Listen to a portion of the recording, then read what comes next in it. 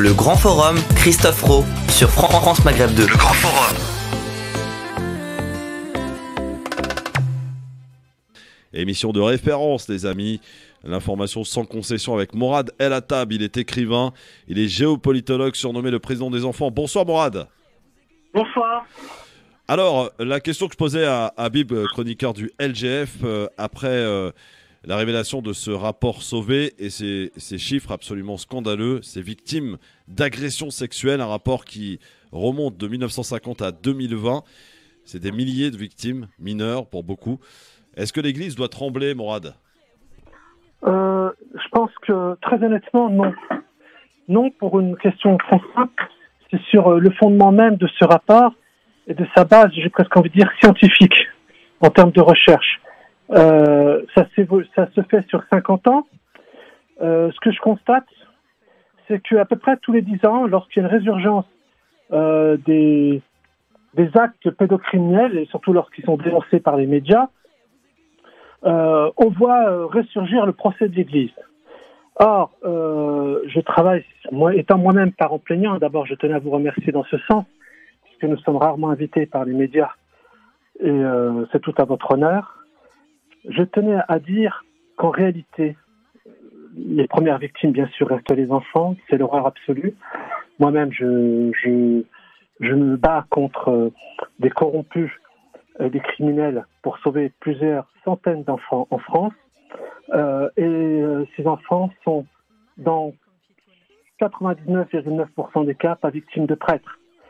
Et c'est là où je veux en venir, c'est que par rapport, j'ai regardé les chiffres sur le nombre de personnes interrogées sur 50 ans, rapporté à la réalité des chiffres pédocriminels aujourd'hui en France, dont le Sénat, dont le Parlement en connaissent la réalité, puisque c'est sourcé, on est entre 250 à 400 victimes de viol par jour. Les prêtres dans tout ça représenteraient à peu près un prêtre tous les 5 ans coupable d'un acte pédocriminel. Donc C'est pour ça que je tenais à repréciser les choses.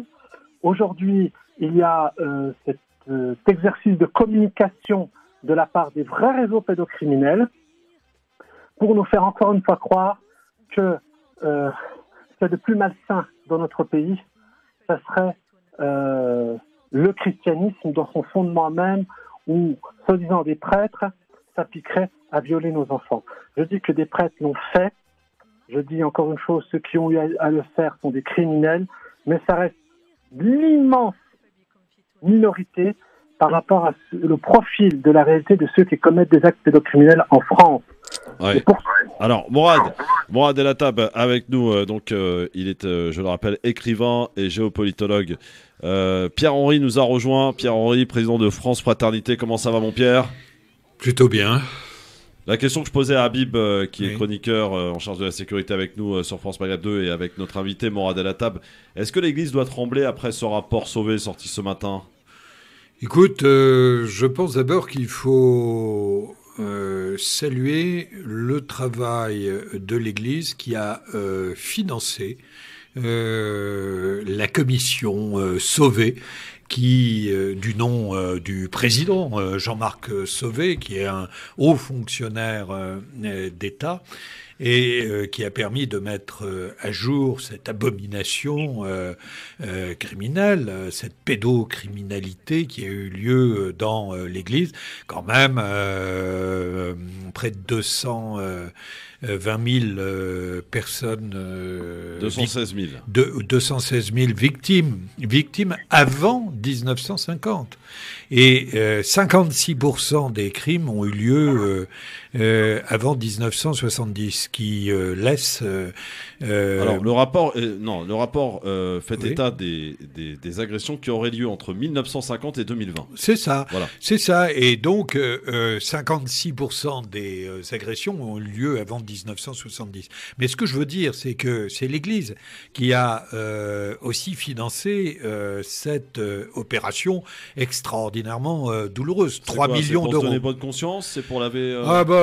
En tout état de cause, je ne sais pas si c'est pour se donner bonne conscience, mais voilà, le rapport est là, il est clair. On a protégé quand même. des évêques, des prêtres. Oui, mais quand on dit on a protégé, qui a protégé l'institution L'institution, l'Église, oui. L'Église a protégé, oui, bien sûr. Bien sûr, un travail n'a pas été fait. Cela étant, aujourd'hui, il est fait.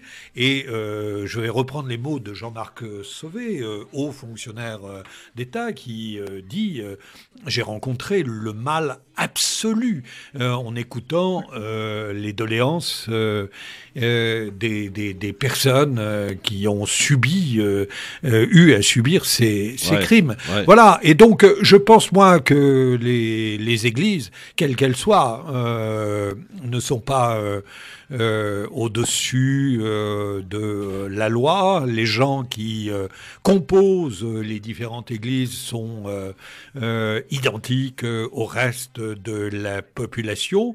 Et évidemment, les églises ont toujours tendance à se protéger, à se comporter pour protéger les leurs, et quelle que soit l'église et quelle que soit la religion. Alors, Morad El Hattab, ici présent, notre invité, qui travaille depuis un petit moment d'ailleurs sur le sujet, à tel point qu'on le surnomme le président des enfants. Morad, tu nous disais tout à l'heure en introduction que pour toi, et selon toi, c'était qu'une petite minorité quand on parle d'agression sexuelle dans les églises et au sein de l'institution catholique, parce que la pédocriminalité, c'est généralisé dans l'ensemble des institutions. C'est ce que tu nous dis, Morad.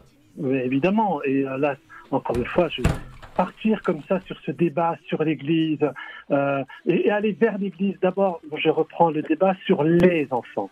Les premières victimes sont des enfants. Ouais.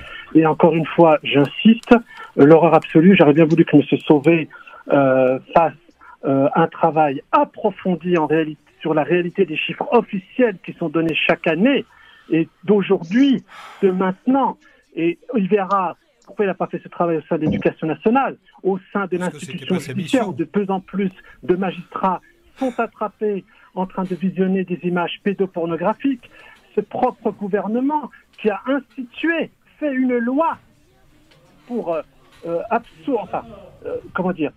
pour faire que le viol sur les enfants puisse être qualifié d'agression sexuelle, ce qui a absous une immense majorité d'actes pédocriminels.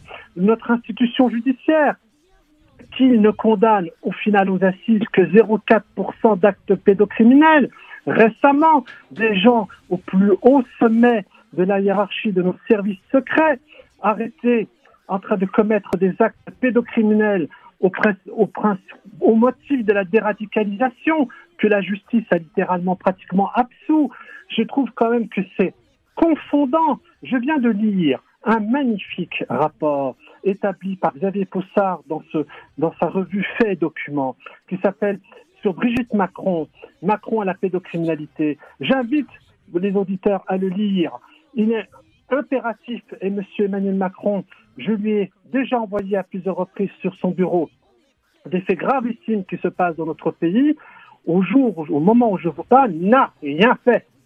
C'est-à-dire qu'en réalité, encore une bonne fois, nous tentons de faire croire que les actes pédocriminels seraient le fait que de prêtres.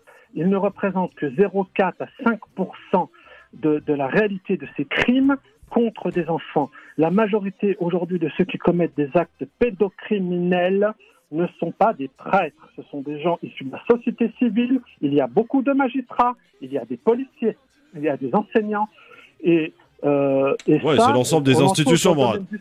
On le retrouve dans le domaine du sport. Ouais. Une enquête en cours dans le domaine du sport. Dans le domaine du sport, exactement, absolument, tout à fait.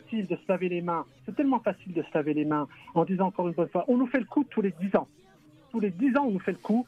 Hein, alors, par contre, votre invité a dit quelque chose d'extrêmement vrai et juste. On ne peut que se féliciter que c'est l'Église elle-même qui a financé ce travail d'enquête. Mais je tiens encore à redire une fois, en tant que citoyen français, il y a en France des agents de police, des gens qui sont habilités pour faire ce travail d'enquête. Je ne comprends pas pourquoi dans notre pays, aujourd'hui surnommé Pédoland au niveau international, je tiens à le préciser, nous sommes le seul pays au monde où des magistrats donnent des peines de prison avec sursis à des pédocriminels déviants. Alors Pierre n'a pas l'air content. Qu'est-ce qu'il y a, mon Pierre ? Oh non, ce n'est pas que je n'ai pas l'air content, c'est pas la question. J'entends le combat que mène Monsieur Mourad Allatta, et je le respecte profondément. Simplement, je trouve que ces propos, et je m'arrêterai là, pratiquent un amalgame qui est absolument invraisemblable. Ben, bien sûr, quand vous vous mettez, et vous savez très bien ce que vous faites, quand vous ciblez d'un seul coup Brigitte Macron dans vos propos sur la pédocriminalité, vous affaiblissez l'ensemble de votre combat, monsieur. Encore une fois, je respecte profondément, je respecte profondément votre combat, mais je pense que les propos que vous venez, je pense que les propos que vous venez de laisse parler Pierre, après tu répondras. Oui, je pense que les propos que vous venez de tenir tiennent du conspirationnisme et que c'est absolument confondant de parler de notre pays comme de pédolande, de dire que Brigitte Macron serait liée d'une manière ou d'une autre. Il n'a pas dit ça, il n'a pas dit ça. Oui, enfin, il laisse entendre. Il laisse entendre. On ne transforme pas les propos.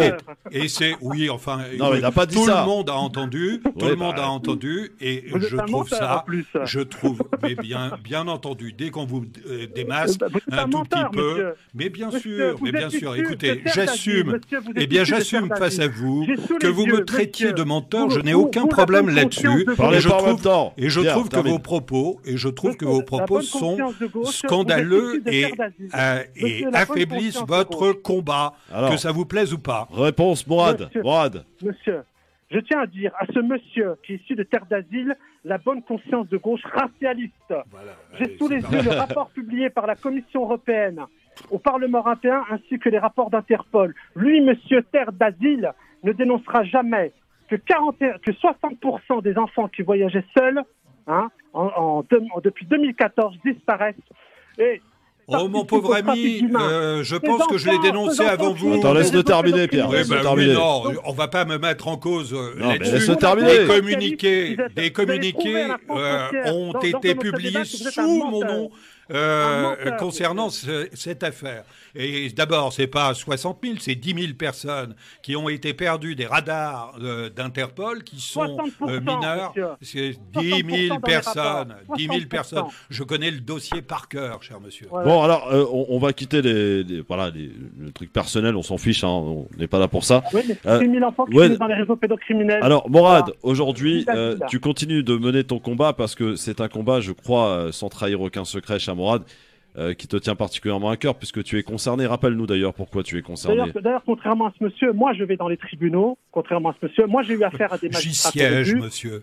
Contrairement à ce monsieur, mes enfants sont tombés dans un réseau pédocriminel où des agents de la DGSI ont parsousé en présence de mes enfants, les ont amenés à l'étranger. Des pièces ont été refaites d'identité à mon insu.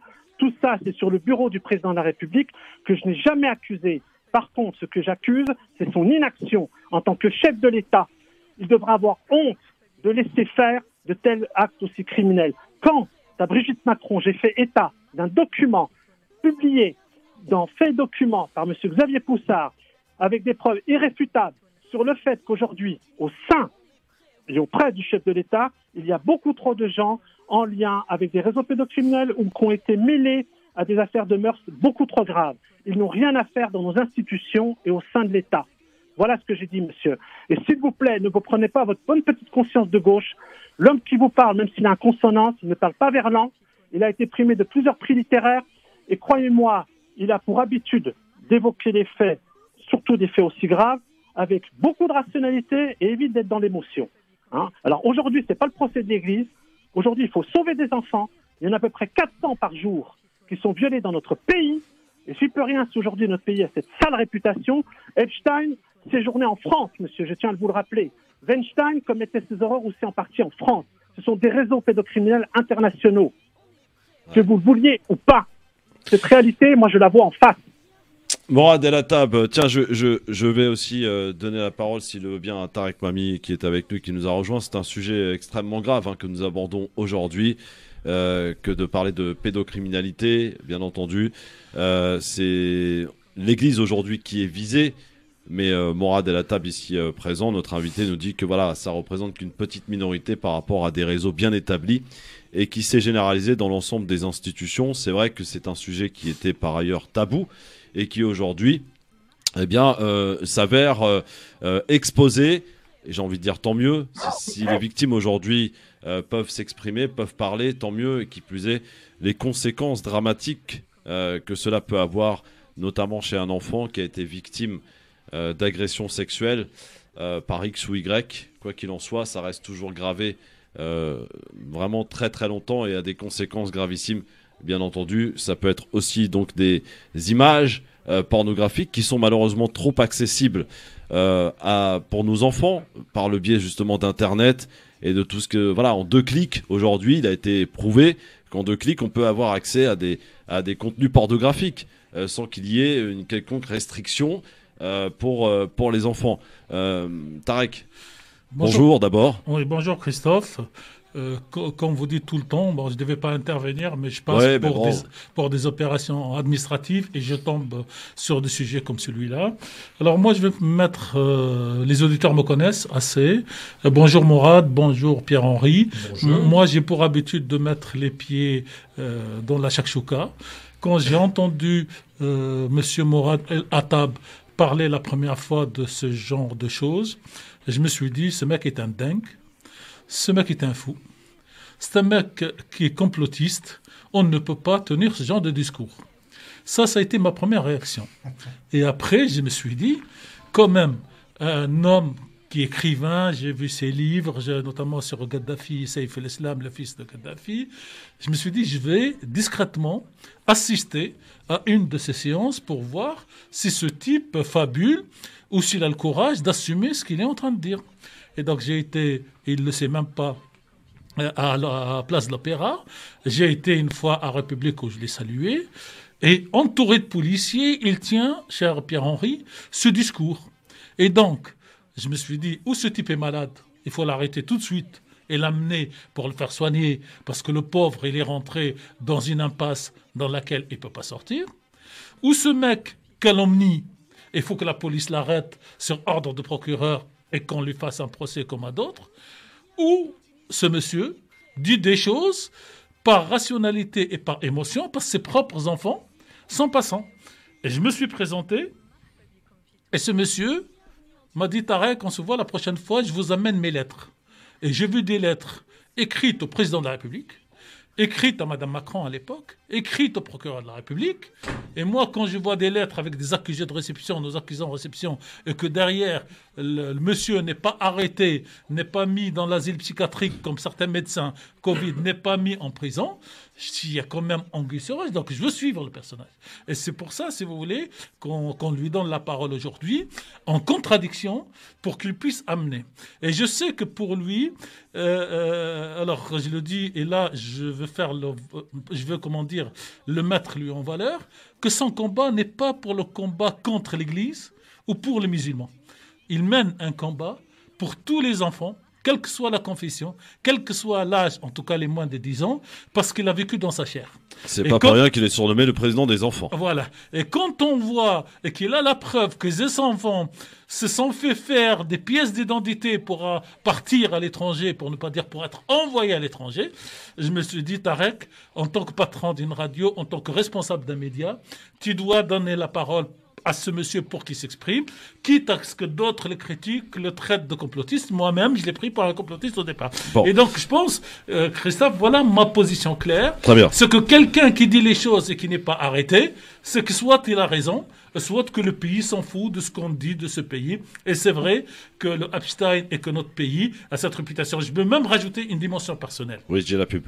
Oui, une seconde, Christophe. Quand je suis descendu à Marseille pour mener des batailles pour la radio, On m'a dit, Tarek, t'approches pas de là, parce que là, tu t'approches de la zone de pédophilie et tout ça, avec des noms qu'on m'a donné, hein, des personnalités et tout ça. Et il me dit, donc, soit que tu t'approches d'eux et tu tapes sur quelques personnes, mais pas sur la ville, mais parle pas de ce dossier-là, et casse-toi, remonte à Paris. Et donc, moi-même... Et il est remonté à Paris. Et je suis remonté à Paris. Et je suis à Paris aujourd'hui. Bon, alors bougez pas, messieurs, on revient dans un instant pour la poursuite de ce débat. Très important avec ce rapport Sauvé sorti aujourd'hui, qui pointe du doigt, c'est vrai, l'Église. Mais aujourd'hui, on est là, enfin, Morad à la table nous dit... Attention, l'Église n'est qu'une petite minorité de l'ensemble du réseau pédocriminel qu'il évoque aujourd'hui. À tout de suite. Le Grand Forum, Christophe Roux sur France Maghreb 2. Le Grand Forum. Par vous, par Mike Borowski, la Red Family, le mouvement des alerteurs, Enquête Péno, la Team Mort, le magazine Nexus, mais ça reste des indépendants.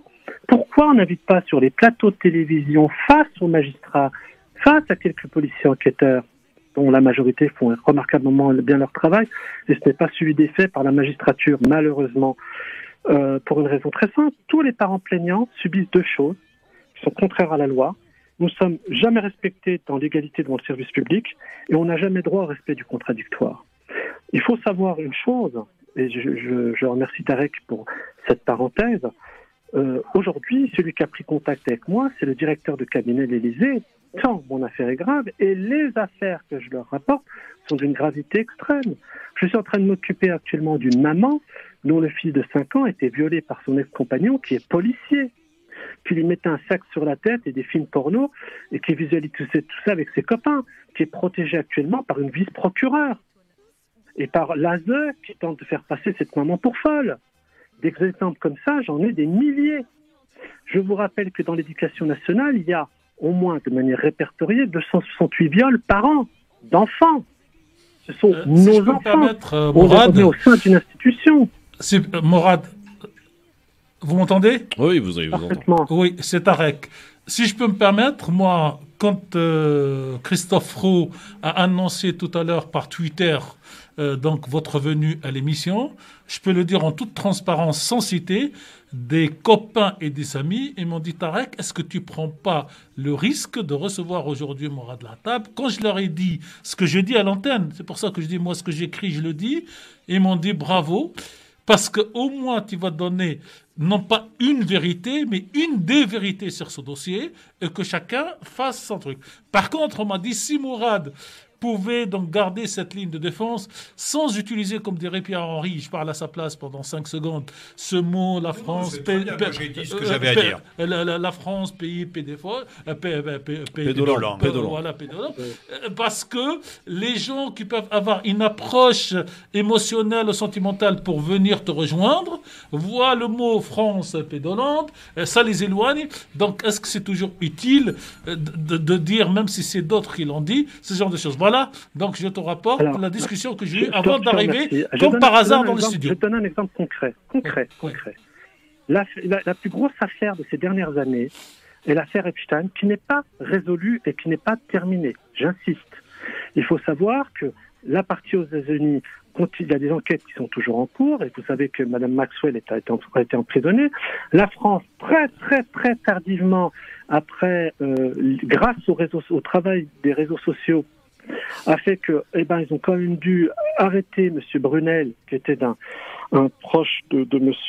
Epstein. Je tiens à vous rappeler que lorsque des associations de protection de l'enfance ont interpellé le procureur de la République, on leur a dit en gros, circuler, il n'y a rien à voir.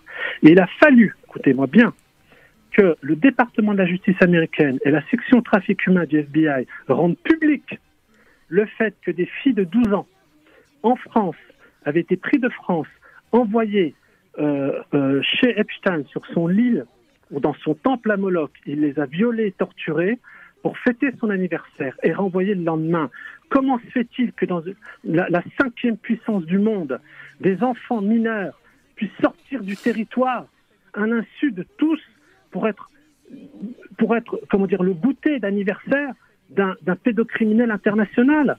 Je veux dire, moi, je dis encore une chose, c'est que on ne veut pas, comme une forme de dissonance cognitive, on ne veut pas voir la réalité. Et on peut dire aujourd'hui que la machine s'est mise en place grâce à vous, grâce au rapport de M. Sauvé, grâce à d'autres. Aujourd'hui, il y a peut-être une prise de conscience et un changement de paradigme. Pas assez encore. Elle n'est pas suffisante pour une raison très simple. Je tiens à rappeler, je tiens à le dire publiquement. Moi-même, je me bats aujourd'hui contre des magistrats criminels. Je citerai aucun nom. Je l'ai fait dans d'autres radios. Voilà. Donc ces magistrats criminels sont aujourd'hui encore protégés par l'institution judiciaire. Je donne le dernier exemple. J'ai porté plainte contre une magistrate criminelle qui a subordonné un témoin qui n'est autre qu'un médecin expert psychiatre, reconnu pour être un apologiste du viol. Écoutez bien ce que je vous dis. Et le procureur de la République de Paris a volontairement changé le qualificatif des faits pour ne pas permettre sa poursuite. Vous voyez qu'on use les parents plaignants au lieu de nous accompagner, au lieu que la justice de mon pays, la police de mon pays accompagne les parents plaignants, essaie d'établir les faits, la vérité. Au contraire, par corporatisme, par protection des réseaux, parce que ça serait tâche, alors que partout ailleurs ça se fait. Et moi, je tiens à vous dire une chose. Ma France, je l'aime. Et si je mène ce combat, c'est parce que je l'ai au cœur. Mais moi, les enfants de la République, excusez-moi de le dire, comptent peut-être plus que la République elle-même, parce qu'ils sont l'avenir de cette France. Et je tiens encore à dire encore une fois, c'est que moi, j'ai fait des expertises psychiatriques, on n'y a trouvé aucune pathologie. Et je tiens à vous préciser encore une chose, c'est que, mon Dieu, combien notre pays serait davantage plus beau et plus fier si ces enfants étaient réellement protégés, ce qui n'est pas le cas aujourd'hui. Alors, on va laisser juste la possibilité à nos débatteurs chroniqueurs de poser une question. Je vais juste rapporter une affaire que vous n'avez peut-être pas eu à connaissance. C'est une information que vous pouvez vérifier. C'est un arbitre en activité, un arbitre français, qui est toujours en activité, qui aurait été arrêté en compagnie de filles mineures du Maroc. Là aussi, il y a des affaires, voilà, on ne va pas citer de nom, mais des affaires dans le milieu politique aussi, qui partaient dans d'autres pays. Le Maroc est un exemple pour notamment aller y faire leurs petites affaires avec des mineurs notamment. Ça, c'est des choses qui sont tabous, qui étaient tabous jusqu'alors, mais qui, heureusement, la parole se libère. C'est comme d'ailleurs les femmes victimes d'agressions sexuelles avec le MeToo et compagnie. La parole s'est libérée. Et tant mieux, on peut que s'en féliciter et que tous ces salopards, parce qu'il n'y a pas d'autre terme, excusez-moi, à un moment il faut dire les choses telles qu'elles sont. Si tous ces salopards peuvent être arrêtés, qu'ils le soient et qu'ils soient jugés. Parce que des malades, il y en a déjà suffisamment dans la rue. Voilà, on a tous des filles, des sœurs, des mères. Et voilà.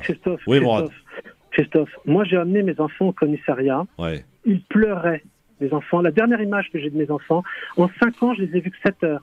Depuis 2 ans, je ne les ai même pas vus ni entendus, alors que j'ai l'autorité parentale conjointe. Le dernier jugement qui a été rendu à Versailles, la juge que je ne citerai pas, une criminelle, a fait des faux en écriture. Il faut savoir que ça n'arrive pas qu'à moi, ça arrive à des milliers, à des centaines de milliers de mamans plaignantes qui sont massacrées par des magistrates majoritairement. Moi, j'ai vu mes enfants pleurer au commissariat. Je les ai amenés là parce que mon père, quand il a mis le pied en France en 72, et depuis que je suis gamin, m'a dit, il est de la génération de Tarek, il m'a dit, tu sais Morad, aie toujours confiance en la France parce que tu ne seras ici jamais victime de l'arbitraire. La police et la justice sera toujours du côté de la vérité. Eh ben, la dernière fois que j'ai vu mon père, là, tout récemment, il est malade, il m'a demandé pardon d'avoir tenu cette promesse et de continuer à croire que la justice et la police française seraient toujours du côté du droit. Ce que j'ai vu de mes yeux et ce qu'ils t'ont infligé, surtout à mes petits-enfants, j'ai honte pour la France, mais je n'ai pas honte des Français parce que les Français sont un peuple noble. J'ai vu mes enfants pleurer dans le commissariat, pleurer.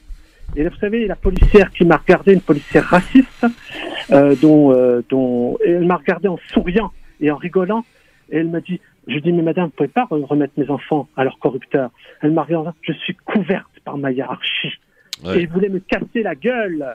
Je tiens à vous dire que la dernière fois que je voulais aller au commissariat pour porter plainte, au commissariat du 17e, ils m'ont entouré de 7 personnes alors que j'avais pris rendez-vous pour porter plainte parce que j'avais le dernier enregistrement téléphonique avec mes enfants où ils me disaient qu'ils m'aimaient, ce qui mettait en déroute 3 rapports mensongers de la police et d'associations. Eh bien, ils ont voulu me casser la gueule. Voilà ce qui est devenu la police républicaine.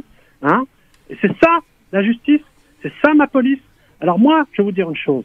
C'est pas moi qui ai pris contact avec l'Élysée. Ils savent qu'il y a des affaires extrêmement graves, en l'occurrence la mienne, puisque des agents de la DGSI pédocriminels qui étaient en lien, qui faisaient des partouzes. Et pourquoi je veux dire que mon affaire est grave?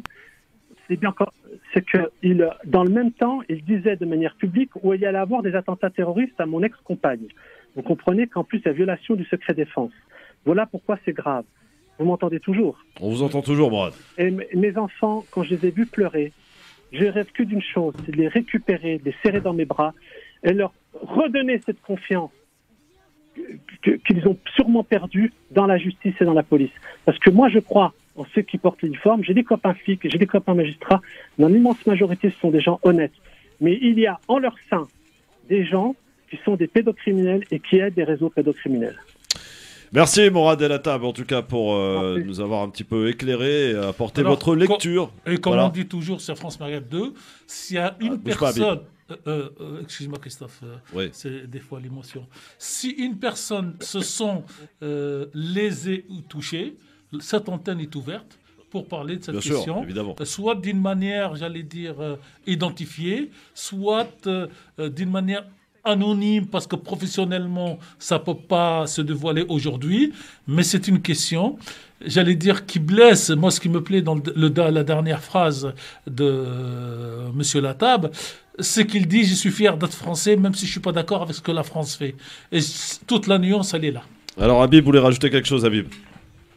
Oui, deux choses. Tout d'abord, je pense qu'on doit mettre en avant le courage de M. El Hattab parce que c'est le cauchemar de tout parent. Vraiment, le pire des cauchemars de tout parent, c'est de voir ses enfants enlevés par une force quasi démoniaque, justement, contre laquelle on ne peut rien faire, et se battre pour essayer de les récupérer, se battre avec les outils de la justice. Et c'est là que je souligne la force morale, la force psychologique de M. El Hattab, parce qu'il y a plus d'une personne qui, face à un tel déni de justice, qui, face à une telle situation, qui, face à un tel crève-cœur, aurait pu basculer qui dans la folie, qui dans la violence. Parce que là, on est vraiment face à des situations d'une gravité extrême. Donc déjà, je salue son courage. Mais plus généralement, je voudrais aussi insister sur une chose. Déjà, très bien, l'Église a fait son mea culpa. Même si à titre personnel, je trouve qu'elle fait beaucoup de mea culpa depuis de nombreuses années. Mais sur ce sujet-là, le fait qu'elle se soit auto-saisie, le fait qu'elle ait demandé à cette commission d'enquêter sur ces faits, eh bien, ça grandit l'Église de France. Par contre, il ne faut pas non plus que l'Église de France devienne, au sens étymologique, le bouc émissaire de la pédophilie. Et c'est un peu, là je rejoins M. El Hattab là-dessus, c'est un peu ce qui est en train de se passer, c'est-à-dire qu'on est en train de mettre un peu le problème de la pédophilie sur le dos de l'Église, en se disant que ben voilà, grâce à ça, on va pouvoir un peu évacuer tout ça, et puis certains pourront continuer à faire leurs petites affaires dans l'ombre, pendant que les lumières seront braquées sur l'Église et sur le passé d'une minorité de certains de ses prêtres et de ses curés. Alors que quand on regarde eh bien, l'histoire de France, tout simplement, l'histoire post-68 de France, on se rend compte que, hélas, dans une bonne partie de l'intelligentsia française, il y a un certain... pour le moins une certaine tolérance vis-à-vis de ce genre de sujet.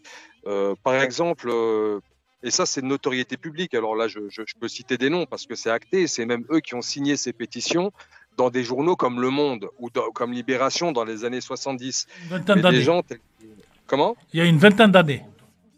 Oui, voilà, mais tels que Jean-Paul Sartre, Bernard Kouchner, Gabriel Matzneff, déjà à l'époque qui faisait parler de lui, Jack Lang, qui signait des pétitions pour la défense de cinéastes, visiblement, qui avaient fait quand même des films pédopornographiques avec des jeunes de 12 à 14 ans, sous prétexte que les enfants étaient consentants.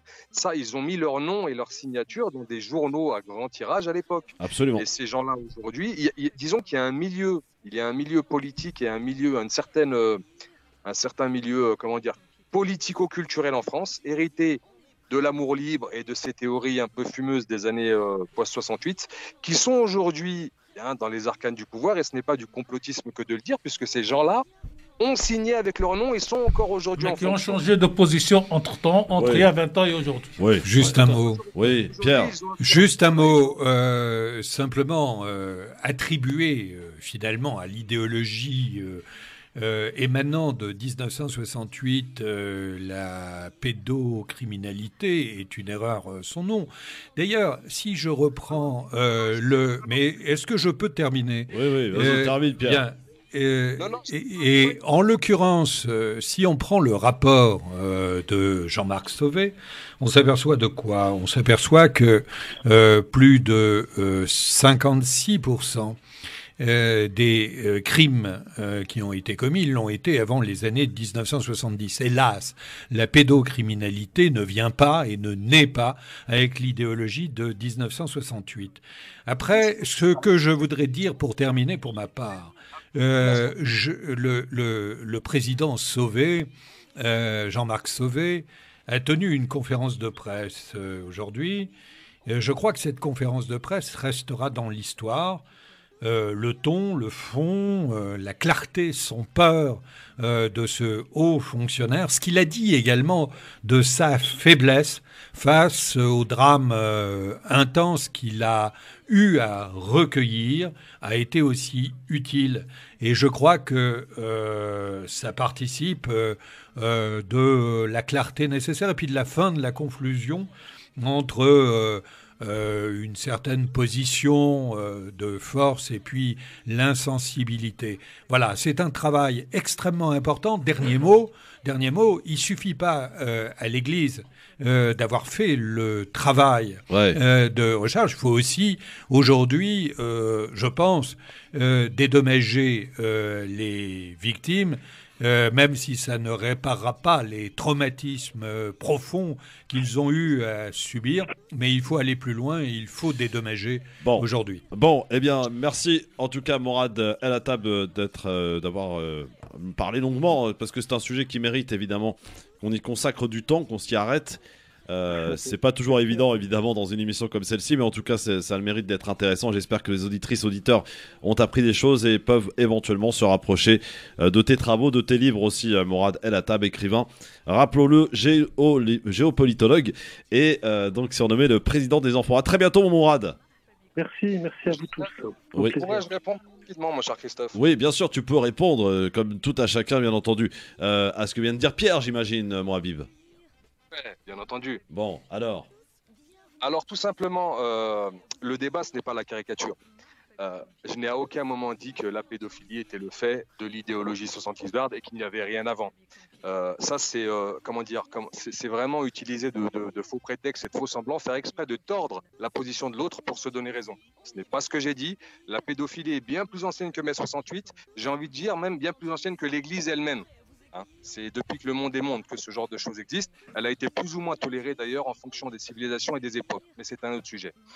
L'important, c'est que Pierre, notre cher Pierre, use du rapport Sauvé pour nous dire qu'il y a eu tant de cas qui ont été avant 1950. Sauf que le rapport Sauvé... 1970. Comment ? 1970. 56%, c'est écrit, c'est pas moi, 56% des crimes ont été commis avant 1970. Mais peu importe, ça en laisse 44% oui, bien sûr. après 70. Et de toute façon, un crime, c'est abominable. Voilà, il n'y en aurait qu'un seul, c'est abominable. Habib, dernier mot là-dessus. Oui, un grand moment. Alors, si on ne peut pas discuter, si on ne peut pas terminer son argumentaire jusqu'au bout, libre à vous de cacher l'opinion des autres, monsieur Pierre, mais ça ne vous grandit pas. Le rapport Sauvé... Je vois pas pourquoi cette attaque ça s'appelle le débat, les gars. Acceptez un petit peu. Alors, vas-y, Habib. On parle les uns après les autres et pas les uns sur les autres. Oui, on n'est pas chez Hanouna ici. Oui. Oh. Et alors ? Oui, ça veut dire qu'on écoute. Et surtout pas les uns sur les autres. Oui. Bah oui, voilà, c'est ça. Bah oui, voilà. Ce que tu reproches à certains, faut le faire aussi, mon Pierre. Je l'ai fait. Bah voilà. Alors, vas-y, Habib. Très bien. Le rapport Sauvé se concentre, bien entendu, sur les faits qui ont eu lieu au sein de l'Église. S'il y avait un rapport qui était fait par les associations libertaires pour travailler sur leurs problématiques, certainement qu'il y aurait des centaines de milliers de victimes également dans ce camp-là. Et s'il y avait un rapport qui était fait par les syndicats de l'éducation nationale, certainement qu'on retrouverait également des centaines de milliers de victimes dans ce rapport-là. Ce que je veux dire par là, c'est qu'on ne peut pas éluder la pédocriminalité et la pédophilie qui est issue de certains courants libertaires des années 70, on ne peut pas l'éluder et l'expliquer par la pédophilie qu'il a pu avoir au sein de l'Église. C'est tout ce que j'avais à dire. Très bien, merci beaucoup en tout cas à tout le monde de vous être exprimé. C'était l'émission Le Grand Forum sur France Maghreb 2, avec Christophe Roux. France Maghreb 2.